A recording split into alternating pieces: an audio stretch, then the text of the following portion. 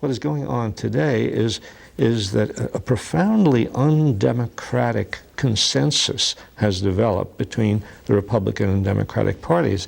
I say undemocratic because all of the surveys of public opinion that have taken place since the mid-1980s, from then until last year, show that on the major issues, the public has very different views than either the Republican or the Democratic Party.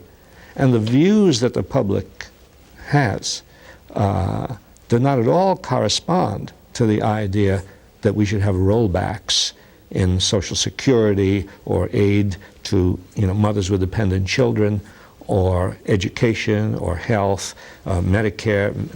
Not at all. And so the Republican and Democratic parties are really ignoring what people want.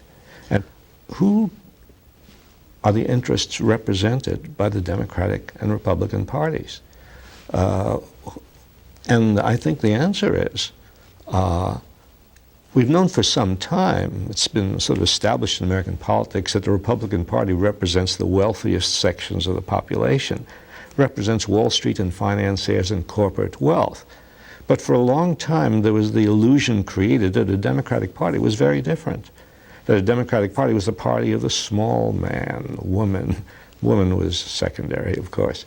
But the Democratic Party was the party of the working man, of the lower middle class person, and even of black people and the ethnic groups.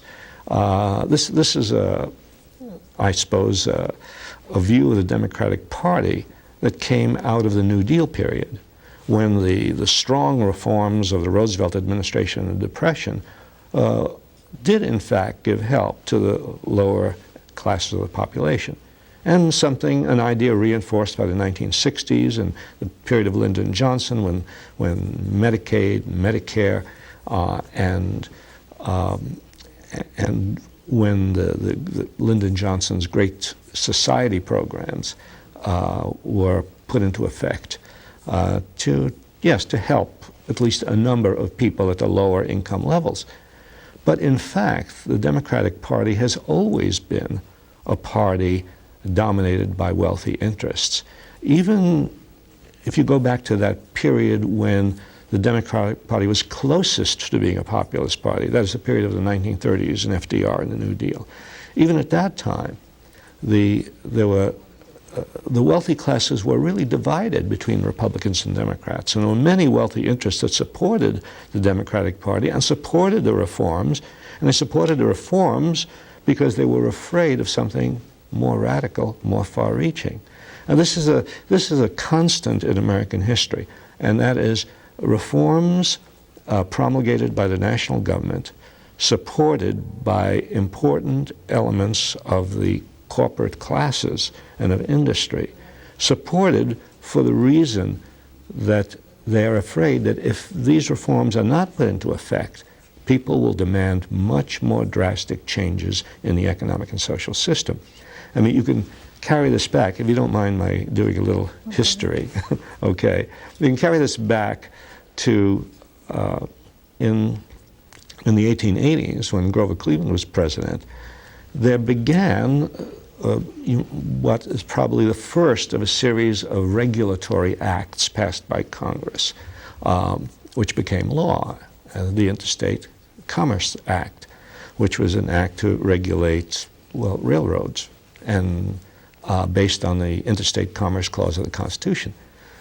Now, and farmers had been creating a great popular movement, Farmers' Alliances, the Populist Party, the People's Party, a great national movement protesting against railroad rates, protesting against the high prices charged to farmers and so on. And they were a formidable force in the 1880s and 1890s. Well, in response to this, the Interstate Commerce Act was passed to say to the farmers, you see, we're regulating the railroads. But in fact, Richard Olney, who was a lawyer for the railroads, wrote at the time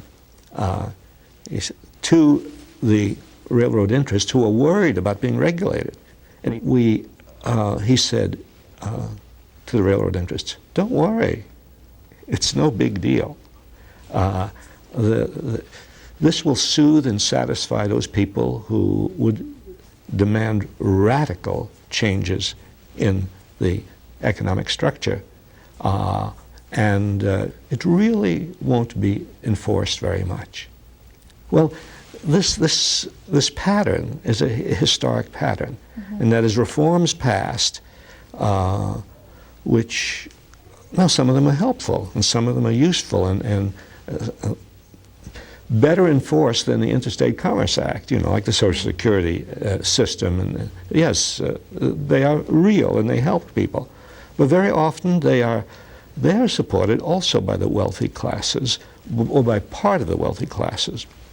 Part of the wealthy classes is very selfish and short-sighted. They don't want to give anything. There's another part of the wealthy classes which says, "Oh, let's give a little in order that we don't lose more." You see? But the point I'm making is that both Democrats and Republicans have always been closer to the corporate interests of the country, to the industrial giants and financial magnates of the country, than they have been to the common people. The difference between them has been that the Democratic Party represents that section of the corporate interest that is more willing to give reforms, and to make small changes in the system in order to forestall large ones. And this fact of corporate connection with both major parties has become much stronger in recent years. And by that I mean that since the New Deal and since the year 60s, the Great Society, the Democratic Party has been more and more dominated by corporate interests. The last two Democratic presidents, that is Carter and Clinton, show this very, very clearly in the appointments they make and in the policies they follow. And with Clinton, we find that the campaign contributions given by corporations, where the pattern used to be that you would find much, much greater corporate financing of the Republican Party than of the Democratic Party, now they're virtually equal.